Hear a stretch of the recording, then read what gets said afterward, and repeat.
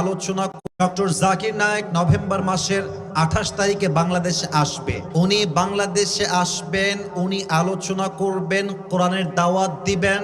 বাংলার মানুষ আমরা চাতক পাখির মতো শুনতে চাই। তবে আমাদের কোনো চুলকানি না থাকলেও আমাদের পাশের দেশ ভারতের চুলকানি শুরু হয়ে গেছে।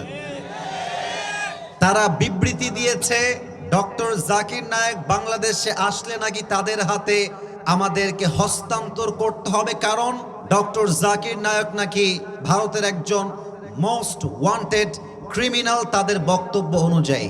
আমি আমাদের ইন্টারিম গভর্নমেন্টকে অ্যাড্রেস করে একটা কথা বলতে চাই, ডক্টর জাকির নায়েক আসবে, ভারত যতই চিল্লাক, ভারত যতই কথা বলুক, সাফ সাফ বলবেন এটা আমার মাতৃভূমি, এখানে আমার কথা চলবে, ভারতের কথা চলবে না।